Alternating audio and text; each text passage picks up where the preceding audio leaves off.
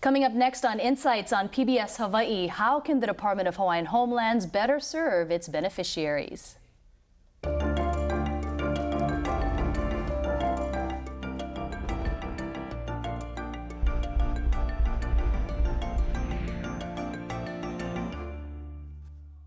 Aloha and welcome to Insights. I'm Mahealani Richardson for Insights on PBS Hawaii.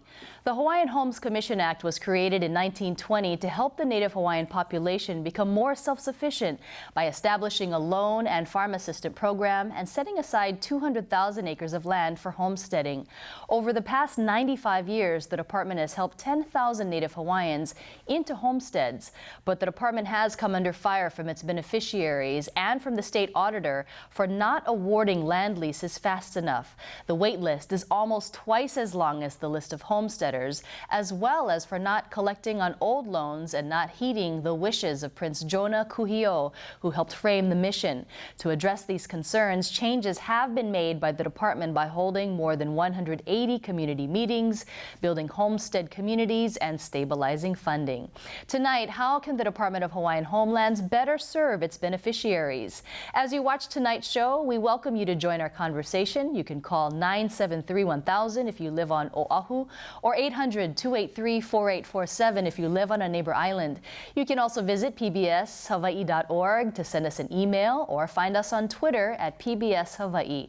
Insights on PBS Hawaii can also be viewed live on your smartphone, tablet, or computer. Just go to pbshawaii.org. Now to our panel. Richard Su is the president of the Kalavahine Streamside Association, a Hawaiian homelands community in Papakolea. He's also the former president of the Papakolea Development Corporation and is known in the community as a retired Honolulu Fire Department captain. Representative Kaniela Ing is the chairman of the Ocean, Marine Resources and Hawaiian Affairs Committee. A Democrat, Representative Ing serves the communities of Kihei, Wailea, and Makena communities on Maui. Kili'i Akina is the president and CEO of the Grassroots Institute of Hawaii, a nonprofit research and educational institution. Mr. Akina launched an unsuccessful campaign for Office of Hawaiian Affairs trustee during the primary election in August. And William Aila Jr. is the deputy chairman of the Department of Hawaiian Homelands. He was just appointed and confirmed by the state Senate. Prior to his position, he was chairman of the Board of Land and Natural Resources. Welcome to you all, and thank you so much for joining us tonight. Hello. Thanks for having me. Well, Mr. Aila, I wanted to start off with you first. You're really in an interesting position. You're the new guy on the block, not necessarily in government, but in this position, and you're a homesteader. So what was probably the most eye-opening thing that you learned just being 2 months on the job? Well, I think the overall need, the demand for homesteads and the ability of the department to meet that demand. As with many state agencies, you know, the lack of resources to fulfill the need, to fulfill the desire, to fulfill the mission of the Department of Hawaiian Homelands, that's the biggest challenge.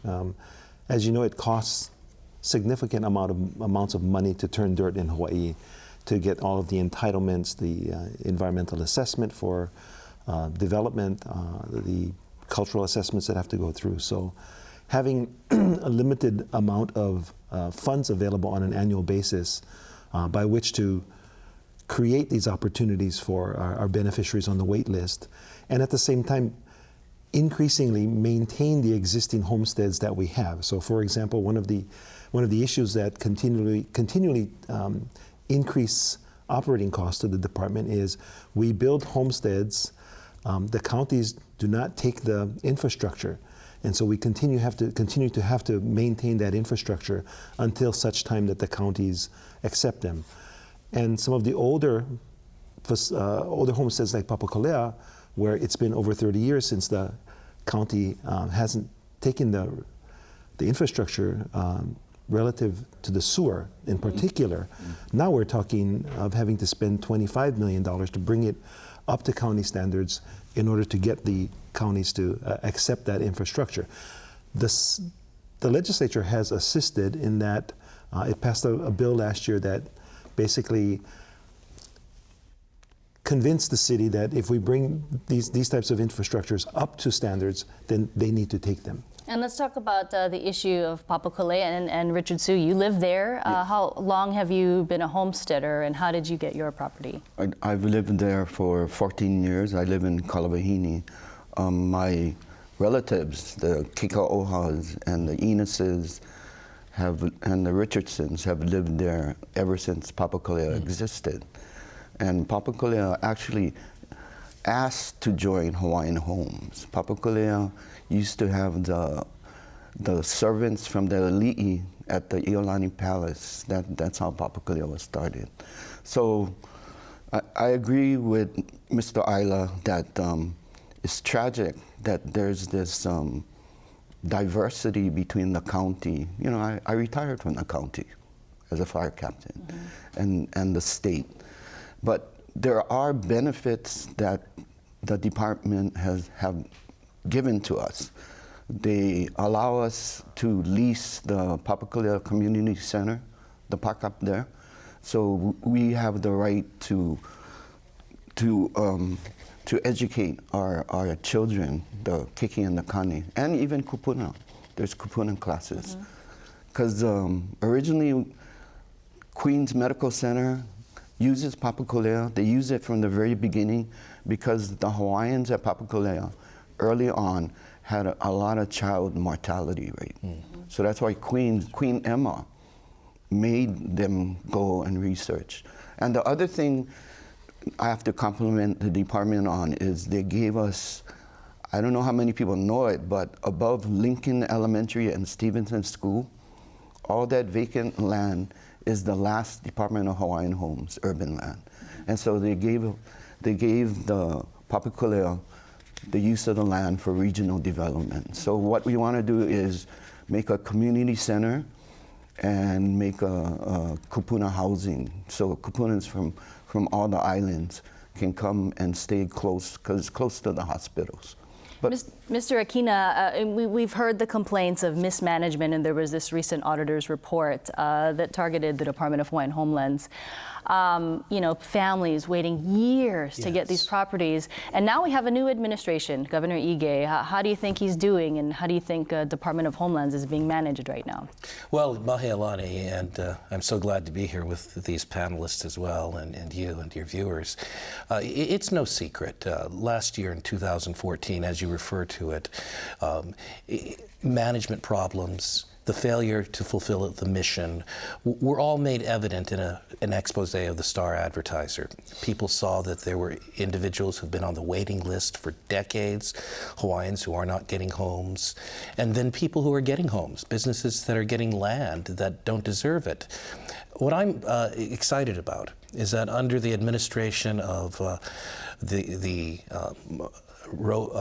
Masugatani Roby and William Ayala, we've seen some changes. One of the most egregious problems was the problem of revocable permits, whereby we had businesses like Kalailoa Raceway Park, or, for example, even a state senator receiving lands that they did not deserve. Those things are being cleaned up. So we have the opportunity. In just a short amount of time. Yes, indeed. So I'm very optimistic. I'm very pleased at where that's going. And what that means is the Hawaiian Homelands can fulfill its historic mission. What a tremendous vision to do justice by saying we recognize and affirm the heritage of the Hawaiian people. We recognize that they had something here in the 18th and 19th centuries, and they can reacquire that. But in order for that justice to be fulfilled, it's very important that management continue to grow. Representative Ng, is it the legislature's responsibility to give more funding to the department so that it can really do its job effectively and appropriately? Sure it is. And we had actually a really high-profile lawsuit that says, the Nelson case, which says exactly that. The legislature needs to give adequate funding, but not just that, but the department needs to ask for adequate funding as well. They can't just say, you know, we're fine and we're going to reach into our trust funds and take Hawaiian money for what the state should be providing. And I actually agree with Kelly. I'm very, very optimistic because we've seen just in recent months just unprecedented levels of engagement among homesteaders, conversations that's been extremely civil, just hearteningly civil, and we're coming to agreement. And even in the legislature, we're seeing unprecedented amounts of engagement, people wanting to learn.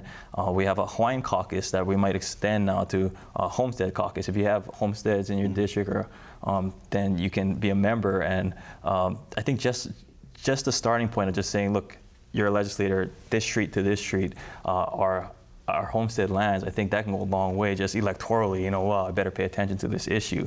So, I think you did a good job outlining the problems that we have seen, and moving forward, I think that's the topic of this panel right now is, what's the solutions, what can we outline? I really think that the new way forward is to go back to the basics and the original purpose of the Hawaiian Homes Commission Act, which we have right here.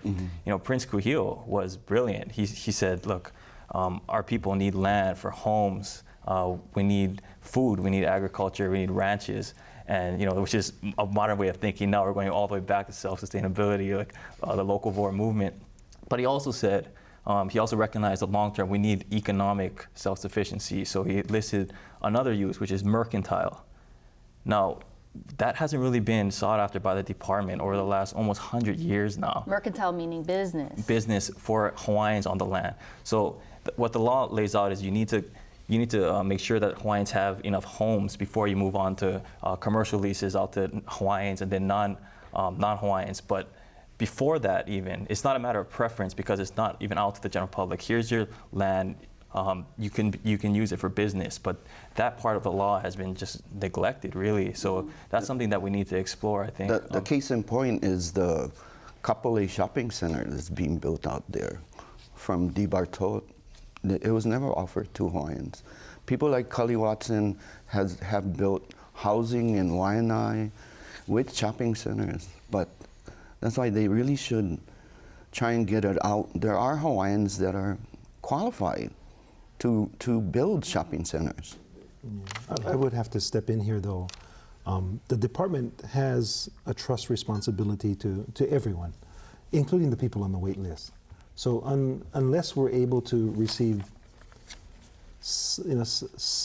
sufficient funding, which is what the 1978 constitutional amendment says for operations, then we will have to continue to seek out partners to generate revenue to not only pay for operations, but to also try to increase the number of infrastructure projects and housing projects. So by going to some Native Hawaiians or Native Hawaiian organizations to take the land of that sort of nature and allow them to develop it at the expense of the department's need for revenue generation, I think is something that the department certainly would have to look very closely at, because we have a fiduciary duty to all of the beneficiaries and not just a few that are in place right now. Right. No, I agree. I agree with you. William, I think what you've just said expresses the real challenge you have inherited and this administration. I was very pleased when you were appointed, because your long-term experience with the DLNR, your administrative background really bring a lot to helping to face the challenges. But that said, there are tremendous challenges. There are decades of individuals who have not received their land. There are people who have died. There are not only management issues, there are some legal and questions of propriety. No disagreement there. Right. But there are reasons. There are reasons that some people have been on the wait list for so long. That's right. They've chosen not to stick it out for a specific area or a specific island, or they have not been able to come up with the financing in order to go forward with the development of a house. The other reasons are, of course, we haven't had sufficient funding in order to build infrastructure. It costs about, for an urban development, it costs about $200,000 a lot to put in the infrastructure. Yep. So that's a very, very big cost in which the department does not get any return from any of the lessees, right? Right. And that's not the purpose, but just to explain how expensive and why it takes so long for the list to be whittled down. It's a complicated situation. You know, and there are a lot of complicated issues. Mr. Aquina, explain how, one can really acquire wealth under this particular system. Here in Hawaii, we acquire wealth through land when mom and dad or, Tutu Sure. and, Tutu and grandpa pass away and we get the home. But in this particular system, it's not really that way. Right? Well, when Prince Kuhio had his initial vision, he was looking at the United States of America, in which private property ownership allowed families to pass on generational wealth. And at the heart of that is this concept of property ownership. We're facing a real challenge now with the 50% quantum figure, however lower that becomes, because as time goes on, more and more homesteaders are going to realize my children, my grandchildren aren't going to be able to inherit this wealth. So I think this is a great opportunity now in the 21st century to start looking at various other models. Here's one, and it's an interesting one worth exploring, and that is, how can we convert leasehold properties of the homesteaders to fee simple properties? One problem it would solve is their financing. Those of you who are on the homesteads know how difficult it is to get second mortgages or certain financial instruments because you've got leasehold land. It's impossible to get a second mortgage. There you go.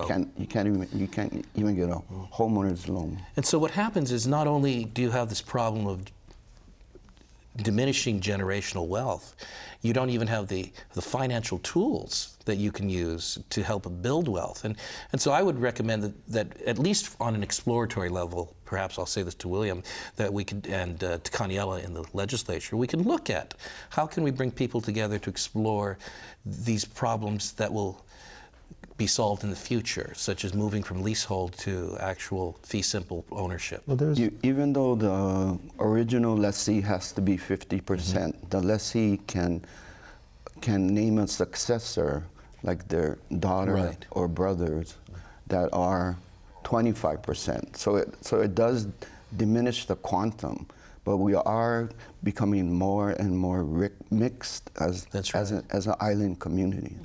Representative, can you address some of the, there are these structural issues that are in place.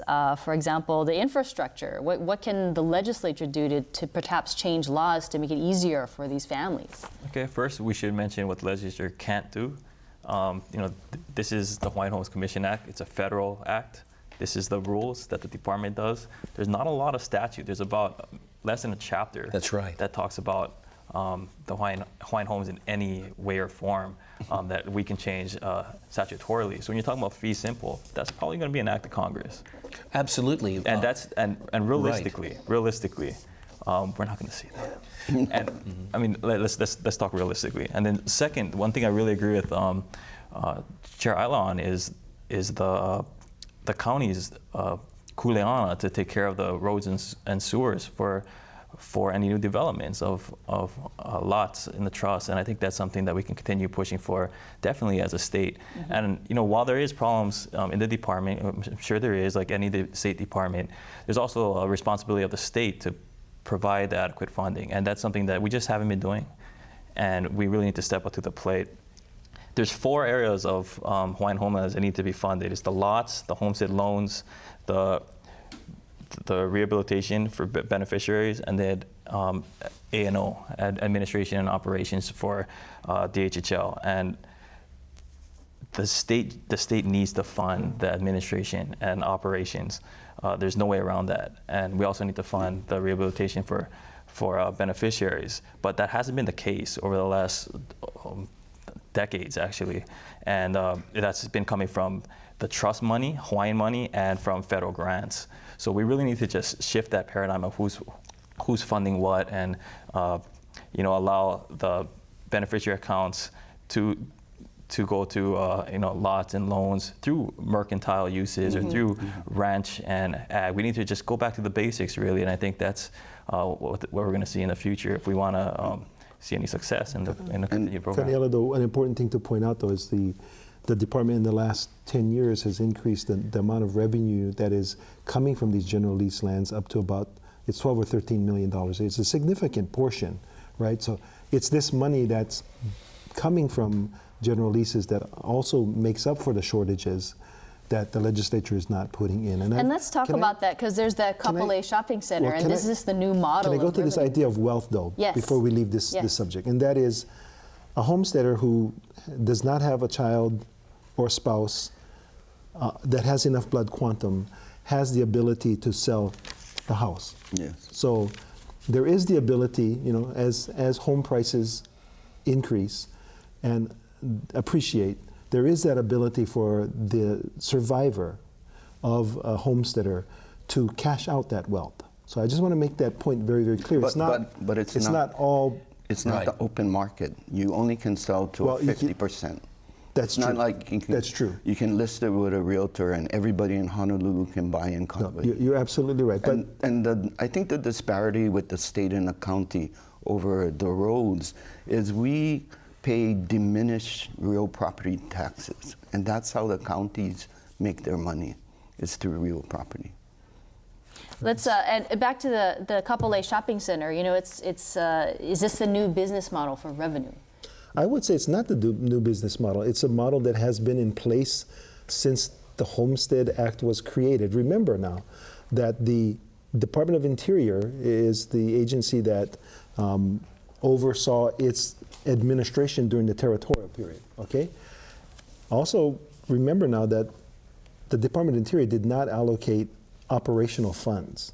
So from day one, the Department of Hawaiian Homelands has leased lands in order to pay for its operational costs and development costs. This is not anything that's new. This was created in 1921 because it was not adequately funded from the very beginning. I wanted to get some of the questions because a lot of people wanted to know, and this issue of blood quantum continues to come up. And Mr. Aquina, maybe you could answer it. Someone wants to know, is it difficult to find Hawaiians with 50% blood quantum? Well, it's becoming. And how many people are there out there? I don't know the exact figure, and maybe the department may know that, but naturally it's becoming more and more difficult because as time goes on, we Hawaiians, who are very open in the aloha spirit to embracing all people, Chinese, Japanese, Caucasian, and others, are going to intermarry, and the blood quantum will decrease. The point that I want to make, and I think that, Kaniela, you are correct, the legislature can only do so much, because this is a federal issue and it's a constitutional issue, is that we can still at least move ahead with some vision. We have to start asking questions such as, what happens as we become more intermarried, more blended with the rest of the society? What happens to this program itself when fewer and fewer people are going to meet a certain quantum? Maybe we have to rethink that altogether and find another way of looking at it. And there is a group of eligible Hawaiians that don't sign up for the lease. My wife is one of them. She didn't sign up. Why not?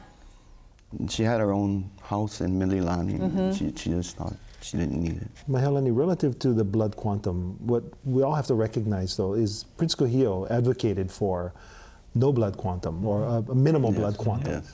And so this 50% blood quantum that we struggle with today is really a function of some sort of compromise that was done in Congress in That's right. 1921. And I think the point you raise is so very important. We need to understand the history that is behind the whole concept of Hawaiian homelands. And Prince Kuhio spent at least 10 years trying to find a way to get private fee simple property into the hands of Hawaiians. And as you correctly pointed out, William, he was not interested in having a blood quantum as a disqualifier of people. He saw Hawaiians as an inclusive people. And so it wasn't a matter of saying you have to have 50% or so.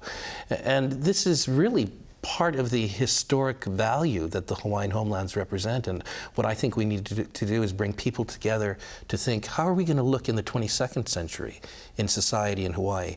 And what's important also to realize is that the Hawaiian homelands, while they do help Native Hawaiians, they're also part of the kuleana of everyone who may or may not have Hawaiian blood, because the welfare of Native Hawaiians and the prosperity of this trust affects everyone.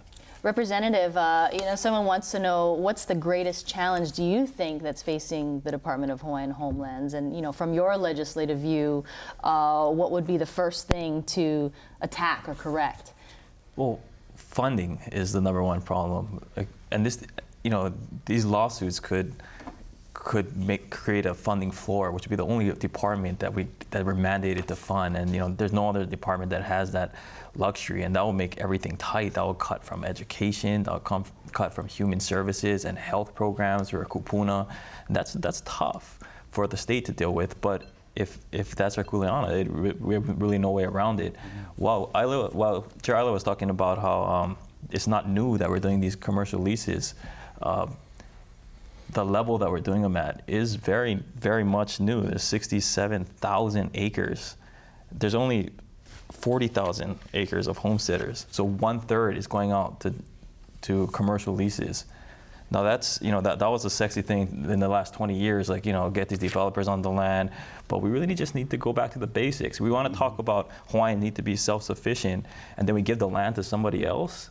Let's talk about the future, as Kelly mentioned, and how are we going to economically empower homesteaders? And the way to do that is to let us try, let us fail, or let us succeed. But you got to let us try. Okay. So one small correction: 67,000 acres are not all in commercial leases, right? Some of it is in ag. Right.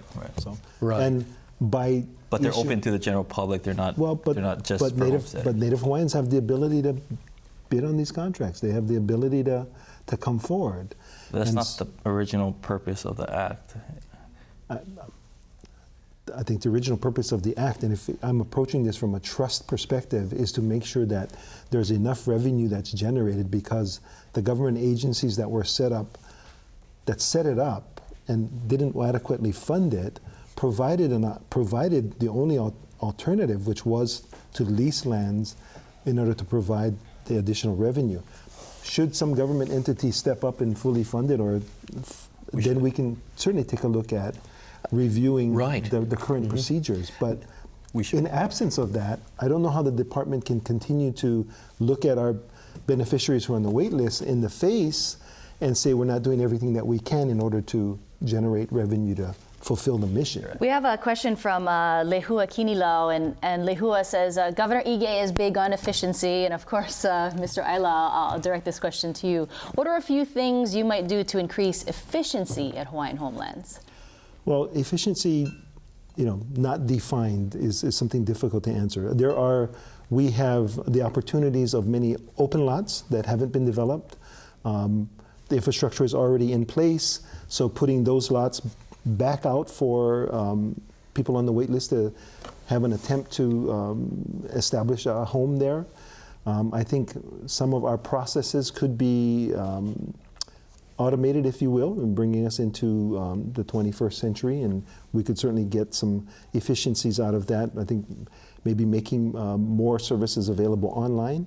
I think one of the things that we haven't done is we haven't passed any rules that allow us to charge for some of the simple services that if anyone went to a bank, for example, a homesteader can come in every other day and change their successor with no charge.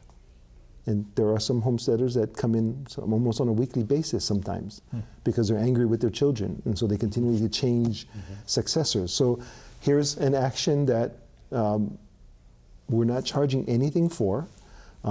That comes at a cost for employees' time, and we should take a look at some of these behaviors that need to be held accountable for. But Mr. Isla, in my case, when I changed my successorship, yes, I called Homestead Services. Yes. 3 days in a row. Nobody returned my call. I had to call the chairman's office, and then finally, I got my call returned. So in my case, it didn't work. That should not happen, and I'm sure. I just want to share that with you, though. I'm sure it can happen if you have a limited amount of staff on a particular day. And we were leaving for New York, so I wanted to make sure that my successorship changed to my wife. Mr. Su, do you feel that what you're getting at is the treatment of these beneficiaries overall? I mean, for your family and for the beneficiaries that you speak to, what is the overall feeling of your treatment by the state? I mean, there are excellent workers in your department, but there are, in my opinion, there are people that think we're on welfare or something, and that's how we're treated. Sometimes when we call Hawaiian homes, we're mistreated. If our last name was Disney or Walton, we wouldn't get that kind of treatment. Yes, and Joby and I both recognize that, and so it's one of the things that we will work with staff on. Yeah. I mean, we exist because of beneficiaries. And hopefully that's the way it'll happen.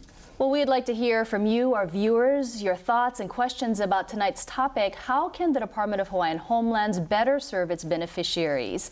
Please call, email, or tweet your questions and comments. Call 973-1000 if you live on Oahu, and 800-283-4847 if you're on a neighbor island. We have another question from a viewer, and they want to know, is the lease term for Native Hawaiians and non-Native Hawaiians a year for 99 years? A lot of questions. People still trying to figure it out. Representative, can you take it? Oh, I think can you answer that? Deputy Chair, it's a homestead lease is for 99 years. There is an opportunity to extend it for an additional 100 years. That's the current rules and regulations. There may be some confusion because there are other leases or licenses that are out there for other periods of time. So for example, a revocable permit or a right of entry can be month to month, can be for a number of years. A license can be up to 20 years. Leases, I think the proposal that the Hawaiian Homes Commission has put out for discussion, which we will take into the community, will talk about what is the proper procedures for a lease that is 20 years or less. So generally, any lands that aren't forecasted to be homestead ready in the next 20 years will be put up to some form of disposition short term. It does two things for us. It generates some income. It allows the revocable permittee or the lessee to generate income in which to pay us. It also allows site control.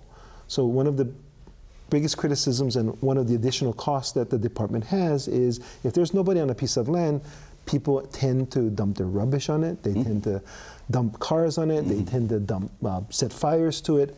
All of these are additional operating costs that we face on an increasing basis every day. We've got a question from Kuhio, and there's this issue of rentals. Will DHHL ever do rentals? Mr. Akina, do you think that's a good idea? Well, that's a short-term solution, and it does meet an immediate need. And that is the fact that there are homeless people, and it breaks my heart every time I drive out along the Waianae coast and see now something I didn't see 20 years ago, and that is children on the beaches who are homeless as well with their families. So Hawaiians do have immediate short-term needs. That could be a solution, rental units offered by the Department of Hawaiian Homelands, and it could also be a source of income for the Department of Hawaiian Homelands because that's commercial revenue.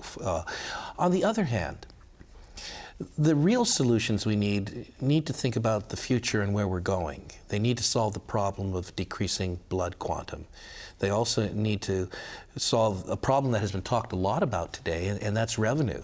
And absolutely, if we think of Department of Hawaiian Homelands alone, all by itself, responsible for stewarding and developing and making available all of these vast lands, the resources aren't there.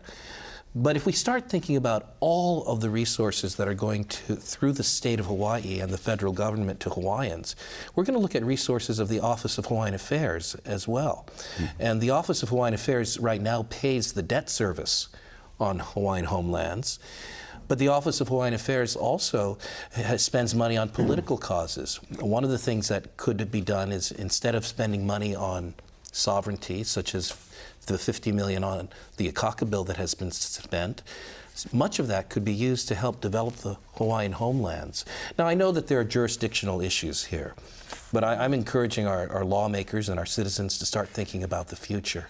There are differences for sure. The beneficiaries of DHHL has to deal with the blood quantum requirements. OHA doesn't. I do think when one agency has money and wants land, and the other agency has land and wants money, they should be working together in some way or another. That's right. But there's been talks and there's been movements, but bringing two completely different agencies together that have different histories, different funding mechanisms, and different leadership together on the table is never easy. Absolutely. It's a miracle that we're all here, but this is why I'm hopeful about the future. When we talk about use for lots in the future. The ideas that I try to put forward are always you take old ideas, what's worked in the past, and you marry them with the current issues now. Deputy Chair Island and I were talking about this earlier. Like, if we're going to pass dispensaries, maybe that's something that it could be of use on Hawaiian homelands. Maybe even growing marijuana or hemp, which is already illegal, and maybe we can contain that to these lots, and that would be a huge moneymaker, not just for the department, but for the homesteaders, because that's always the trade-off, right? It's like, we need money for the department, and it's like, but really we need money for the homesteaders. Like, so to me, allowing that economic freedom of the homesteaders, that's more important to me than bringing revenue. You guys bringing revenue to the department. That's our job in the state. We got to put that money, give them the flexibility. And I'm not saying the department doesn't need money. So I hope I didn't give out the message at all. I'm just saying that if you need money, make the case to the legislature and just don't use Hawaiian money. I welcome that voice from you, and I think it's heartwarming to hear it.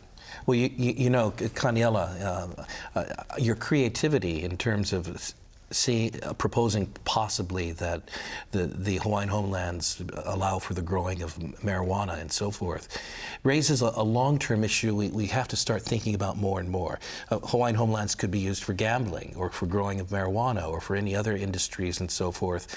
But the idea is we should allow those decisions to be made by the homesteaders, by the Hawaiians. Well, and that's the point I want to raise. As much as there should be the self-determination of the people who have the property, we also have to realize as we go forward, Hawaiian homelands also has a responsibility to bring along the entire community rather than create a separate kind of kingdom itself. And so one of the challenges we're going to have to face is, how do we help all of Hawaii understand the very special role? And I wanted to bring up a comment from Uncle Joe Tassel. I think you guys might know who he is. Uncle Joe Tassel, he just called in. He's a commissioner of Hawaiian Homelands. Why are there no Hawaiian Homelands commissioners on this panel? That's a good question, Uncle Joe. And one of the other questions is, whose responsibility is it to set the direction? The legislature, these commissioners, or the federal government? I think it's all of the folks that are involved. I mean, the commission has a very specific set of responsibilities. The legislature has a very specific set of responsibilities in terms of providing the correct amount of funding. The federal government, which has never funded the Department of Hawaiian Homelands, has some responsibility. They have some responsibility in responding to requests that we have before them in a timely manner and helping us move some of the policies and some of the acts that the legislature has passed forward. So yeah, we all share in the responsibility in moving the department forward. I do want to make a point relative to, it's not a department develop revenue resources solely. An example would be DeBartolo. DeBartolo, I think it's $345,000 a year is going to go to the community associations in Kapolei for the lifetime of that lease. So the department is, in that case, making revenue, but also sharing revenue with the homestead associations in that area. That's what we need to look at as a place of further discussions. Yes, but I mean, that idea is like the state being somewhat paternalistic. It's not that self-empowering. We're allowing people to say, look, here's your lot. Now you're allowed to start your own business there. I think that's more empowering. I don't think there's anything in the statute or that the department has not said.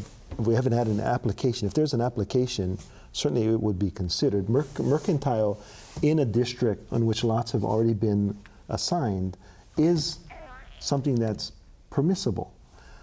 Mercantile. There has been no licenses given out, although we've established rules in the late 90s regarding mercantile processing. So there have been in the past, people have tried to put up gas stations and those kinds of things. Stretching mercantile to mean an renewable energy project is something that right now doesn't fit. I wanted to move on to a story from Mike from Kaimaki, and this is a very common story that we hear.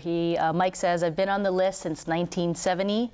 I'm retired, widowed, and living on a fixed income. I get offers for Hawaiian homelands on the leeward side, but I'm really interested in a condo studio arrangement. When are they going to build housing for kupuna?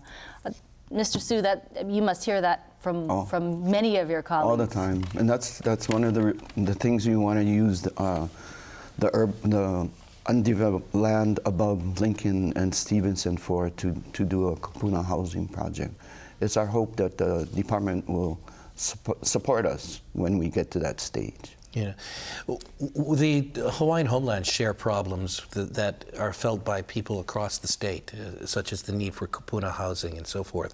There's a bill making its way through the legislature now that seeks to reverse the sunset on affordable housing credits that are given to developers for developing homes on Hawaiian homelands. Including Hawaiian homes. That's right. As we develop. And what that speaks to is the fact that the resources to make Hawaiian homelands work need to come from outside of Hawaiian homelands as well. For example, as developers are building in Kaka'ako, they get the privilege to do that because they will fulfill the building needs on Hawaiian homelands and so forth. But what that speaks to, of course, is that more and more we're interrelated. It's no longer the idea that here's a reservation out here in Nanakuli that is the Hawaiian homelands and it's its own kuleana in and of itself. So the thinking has to be far-sighted and involve all the people of Hawaii. John from IAEA, and this kind of brings up what you've been talking about. John from IAEA says, since a third of the land is used for commercial development, why is Department of Hawaiian Homelands underfunded? I mean, are there ways? Let me correct that. Not a third of the land is. That was my bad. It's general lease. General lease. General lease. So, agriculture, pastoral, retail, and industrial. So why is there this issue of being underfunded? And are there really creative ways of helping the department which will eventually help the beneficiaries? Well, the department is underfunded because of the huge demand for mainly residential leases. That's the majority of the waitlist right now. And it $200,000 a lot to develop land. So figure out, 10 lots, you're talking $2 million. That's why it's so expensive, and that's why it takes a long time. Now, we're looking at other models. Perhaps we should look at, infilling. We're certainly considering that. We're looking at using the HASDA dollars with prefab structures, so these kit houses that can be built. Just today, Joby and I were discussing why don't we approach some builders to build a box of a house and reduce the cost, because the idea is to be able to get people to afford the mortgage to get in. After they get in, after they live there a while, save money, now put up the walls in between. So we're open to any suggestions. If that listener has creative ways, please bring them forward. Yeah. We'll take any suggestion in order to put people on the land and in the lessee does pay for the house too. So they're paying, and they have to qualify for the mortgage. Now, while the figures need to be adjusted, the question that comes from that listener is a very important and intuitive question. If there is this land, and if this has been land that has been there for nearly a century, and it's been available to develop commercially in part, why don't we have a thriving commercial industry there that's providing the revenues? And part of the reason, and I think that you're going to help be part of the solution, William, because the department now is going to oversee the development of a shopping center. And this is a great opportunity to get out of the pattern of what has happened with other ventures the government has gone into, like Aloha Tower Marketplace, or the Hawaii Health Hospital system. Businesses have not been run well by the government, but if you can somehow, at Hawaiian Homelands, reverse that trend and run this new shopping center as a major profit center, wow, we could start making the monies and the revenues that are needed and set a new model for public-private partnership. Well, let's slow down. I mean, some of the reasons why these commercial developments don't play out is because the homesteaders don't want them a lot of the times, and it faces a lot of criticism by the people that are in the community. You give homesteaders the ability to create their own businesses on the land that they're given. They're going to want it because it's their idea. Like that's the kind of creative solution. The reason why even with the general leases, they're still underfunded. It's our fault. It's not the fault of the HHL. Well, it is actually, because a few years back, one of the directors decided not to ask for any money at all from the legislature and take the money from the trust. Right. That wasn't our mistake. But now that they're coming and asking, the HHL is coming and asking for 26 million, we're saying here's 9. That's our fault. We got to give them at least, even if we say that the HHL is inefficient and they're double dipping employment or whatever, we still need at least 15 million, probably over 20, in order to make the case that we're fully funding them. So that's the legislature. The onus is on us. I think the request for 27 is well substantiated, so we'll stand by those numbers. Mr. Su, what do you think about these creative ideas that are out there in the community, and is there any one of them that really stands out in your mind? I like the idea of the mercantile, what Senator Representative Ingrid saying, to allow more Hawaiians to get mercantile property. I like the idea of kupuna housing. We're going to try and do that in Papakolea, and we're going to try and do a community center, a second community center. So I like all the ideas. Mr. Aila, I wanted to go back to this audit, and you know, there are some real issues that were brought up. You know, ranging from mismanagement, inefficiency. I mean, there's a laundry list of things for you to do, and it could take years. What would be your first plan of action after getting this auditor's report? Well, I think, you know, we certainly have to look at the issues that were identified. One of the challenges that we have, and one of the challenges that they clearly spelled out, is we do have some delinquencies, but we have procedures for dealing with the delinquencies. What we need is for, I believe, our commissioners to understand that even though it's very difficult to sometimes tell someone that you have to leave, what you do if you don't do that is you put the trust at risk. So if the word goes out that the department is not going to hold you accountable for what you said you were going to do, and everybody goes, well, I'm not going to pay my mortgage anymore, and it defaults to the trust to pick up that, it could bankrupt the trust. So we need to help homesteaders when there are situations that can be helped. But in a situation where a homesteader says, I'm not going to pay because the other guys aren't paying, that's when the commission needs to step up and take its fiduciary duties seriously and hold them accountable. What about this issue of favoritism? And that's the complaint, is that one beneficiary all of a sudden gets the property while the others are still waiting for a long time. I think that could be attributed to a number of reasons. You know, one of the situations we have is, unfortunately, a homesteader with a lease can sell a piece of property to another homesteader who qualifies. And so if you're sitting on the side watching this occur and you don't know that that's what occurred, you certainly could come to that conclusion. Sure. There's no favoritism. I mean, it's clear. The list is clear on who applied when. Now, if they skip someone and because they can't qualify for a loan and someone gets it, that's not favoritism. It's just economically they're ready to take advantage of the offer. Right. You know, I think the bottom line is this, and I think we'd all be in agreement. The number one issue is to get people off the waiting list and into homes.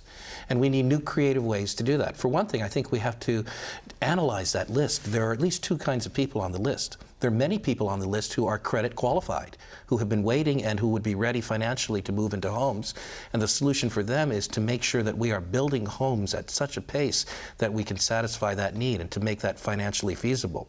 That would be something that could be fast-tracked. But there's the other side of the list. Those people who, even if homes were available, would not qualify.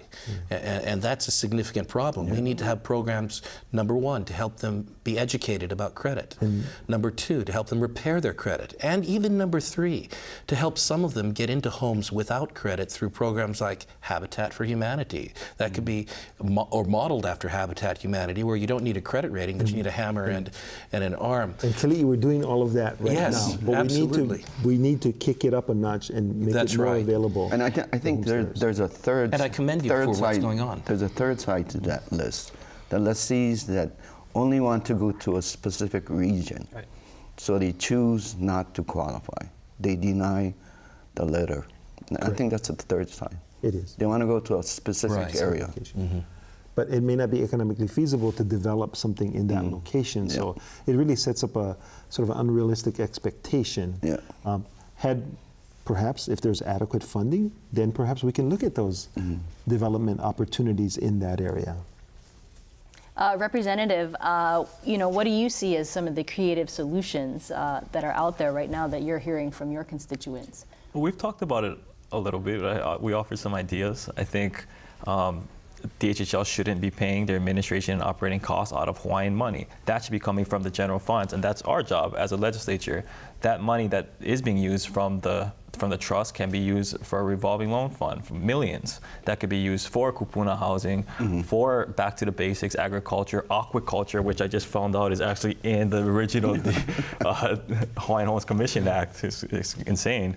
But it's awesome. And no one's taking advantage of that. There's no one doing aquaculture right now. Well, No, but at the time there were fish ponds, though, at the creation of the act. So maybe we need to take a look at modern fish ponds and too. I know you got a bill for that one too. So, or OHA got a bill for that one. So it's working together. There you go. That's OHA, DHHL working together. Also with the loan programs running through OHA, that could help with DHHL as well. That's right. And there are two kinds of commercial activity we have to look at and understand that they are different.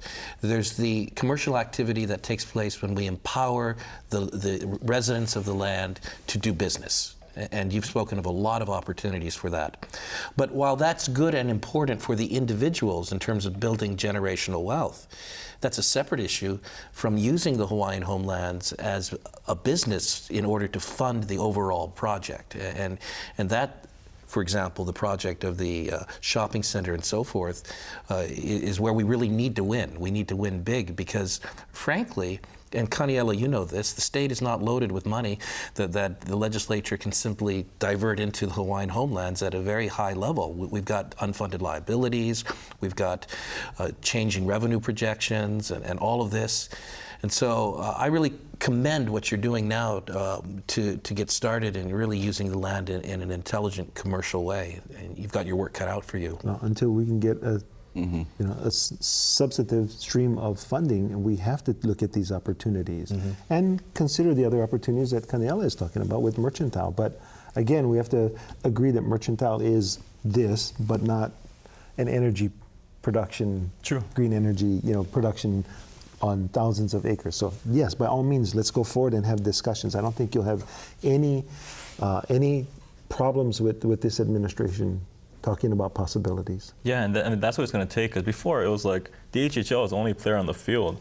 Now with the legislative interest and people like Richard and we really have the three main parties on the table literally right now, but also in the broader community. And I think we can see some great progress under the leadership. And there's very vocal and aggressive Maui homestead communities on your island, and you know that, right? That's why we got to remind legislators that they have homestead. Let's go back to Prince Kuhio's vision as we wrap up tonight's topic. And what do you think are the biggest differences between what he saw as his vision 95 years ago and the Hawaiian homelands today, Mr. Akina?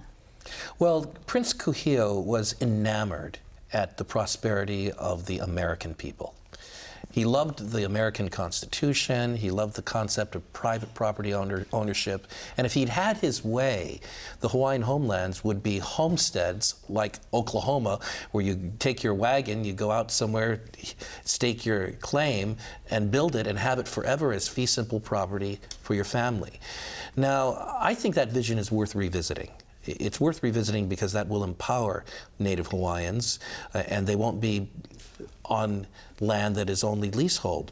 But I know it's difficult to move there, so I'm just urging that we begin that conversation and try to find alternatives for moving as we move into the future. Can I offer an alternate view? Absolutely. And that is, when Kuhio went to D.C., he went with the vision of Hawaiians coming in from the rural areas because they were being alienated from the lands, living in squalid shacks. And he saw that not only were they susceptible to disease, susceptible to being mistreated, he saw that they were disconnected from the land. Yes. Right? Because their culture is Getting them back intrinsically behind. tied, or our culture is intrinsically tied to the land. So his vision was to get them out of the city, get them back on the land. Now, imagine he also created the Hawaiian civic clubs at the same time in order to perpetuate the culture. So the civic clubs and the homesteads was his answer to getting people out where they should be, being self-sufficient, being rehabilitated. I would disagree with you that